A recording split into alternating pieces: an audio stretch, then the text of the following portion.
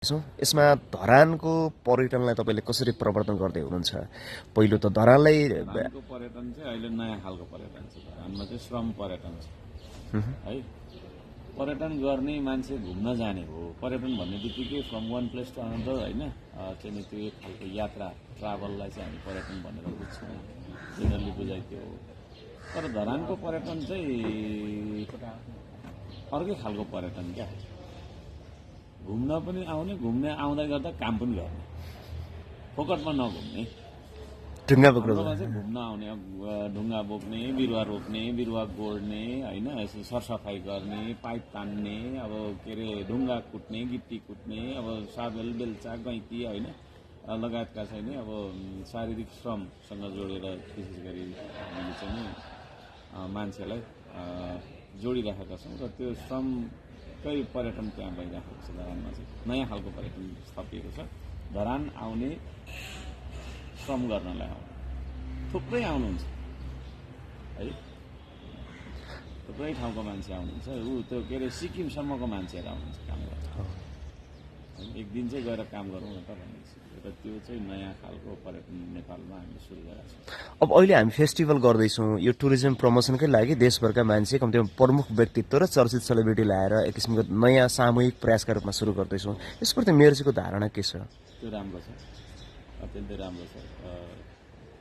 Celebrity विधागत रूपमा, फेरि celebrity मात्रै भनेको होइन कि विधागत रूपमा उहाँले दिएको योगदानलाई सम्मान गर्नका लागि पनि ठिक ठिक त्यो गर्दै हुनुहुन्छ, त्यो राम्रो हो। मेरो तर्फबाट शुभकामना छ।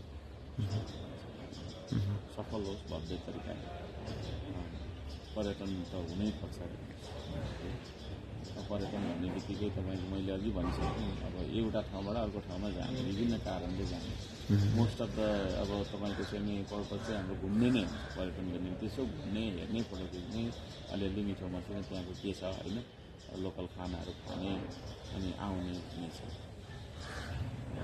त्यसलाई चाहिँ मैले चाहिँ अलिक फरक तरिकाले चाहिँ नि अहिले प्रयोग गरिरहेको छु। जस्तो आउने, घुम्ने होइन, आउने काम गर्ने होइन, दोस्रे खुस्रे काम गर्ने, माटो छुने देशको है, माटो छुने अनि देशमा अलिकति भए पनि देशको लागि होइन, निर्माण कार्यको लागि पसिना अलिक बगाउने, चिटचिट यसो यतातिर अलिअलि पसिना हुनुपर्छ है, हातमा अलिअलि ठेला उठ्नुपर्छ अनि त्यो खालको पर्यटन गर्ने धरानमा चाहिँ त्यो मेरो चाहिँ प्रायः भारतीय पर्यटक बढी आउँदो रहेछन् धरानमा, भेटेटारमा। उहाँहरूलाई कसरी अझ बढीभन्दा बढी इन्भल्भ गरेर धरानको पनि आर्थिक समृद्धिका लागि योजना बनाउनुपर्छ? जाँदै हुनुहुन्छ उहाँहरू पनि, एक दुईजना त आएको देख्छु म त्यहाँ। यसो के अरे अस्ति बिहारतिर पनि आइरहेको गुगलमा हेरेर लड्दै पढ्दै। अब तर अब उहाँहरू समतलमा हिँड्ने बानी होइन। अब हाम्रो चाहिँ जुन खालको ठाउँमा अहिले काम हुँदैछ त्यहाँ चाहिँ अलिक पाखा छ, भिड त भन्दिनँ म, पाखा छ। तर उहाँहरूको लागि त ठुलै भिडै हो, त्यहाँ जोखिमै के अरे पर्ने खालको भिड हो उहाँहरूको लागि, जो चाहिँ यस्तोमा मैदानमा हुर्केको छ नि, जन्मेको।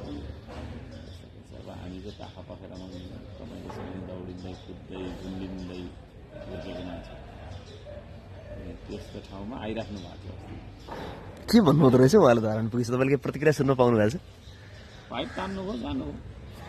पाइप तान्ने प्रतिक्रिया सुन्ने फुर्सद कहाँ हुन्छ र? त्यो टिकै फुर्सद हुँदैन। कति जति सक्दो धेरै काम गरौँ भन्ने उद्देश्य हुन्छ।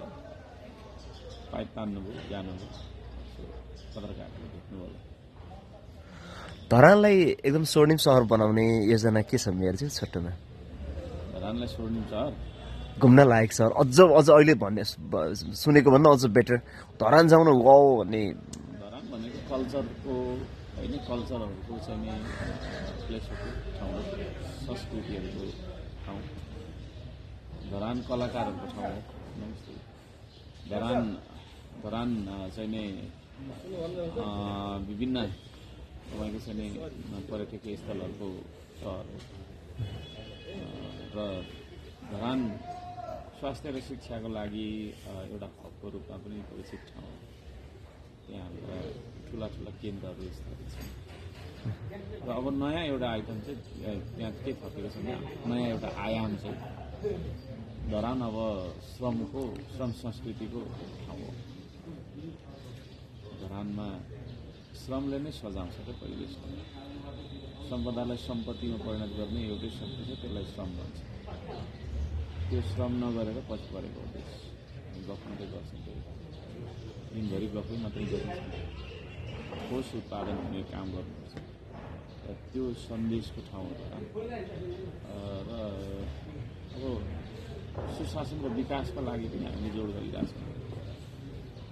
यद्यपि हाम्रो स्रोतहरू सीमित छन्, हामी सुशासन र विकासको लागि पनि अन्तिममा केही भन्नु छ मेरो चाहिँ थप पर्यटनबारे? काम गरौँ भन्छु, काम गरौँ, कामै पर्यटन हो। कामभन्दा ठुलो पर्यटन पर्यटन। अब जस्तै मान्छे ग्रेट वल अफ चाइना हेर्न जान्छ। त्यो ग्रेट वल अफ चाइना कसरी भयो? आकाशबाट भयो भन्दाखेरि त्यो श्रमले बनाएको ठाउँ। अब त्यो श्रम नै हेर्न जाने हो। अब हामी ठुल्ठुला तपाईँको चाहिँ नि टावरहरू हेर्न जान्छौँ, ठुला सुन्दर पार्कहरू हेर्न जान्छ। ती सबै कुरा कसले केले बनेको? त आफै त बनेको। रातारात आफै जन्मिएको त उत्पत्ति भएको त होइन। त्यो सबै श्रमले बनाएको र श्रम नै हो पर्यटन, श्रम नै हो सुन्दरता, श्रम नै हो सम्पत्ति। श्रम गरौँ भन्छ, काम गर्नुपर्छ। नेपालीले गफ धेरै गर्छन् भने काम थोरै गर्छन्। बिग्रेको त्यसले गर्दाखेरि घुस्रै र फुस्रै काम गर्नु अहिलेको आवश्यकता त्यही हो। हस्, धन्यवाद मेयरजी।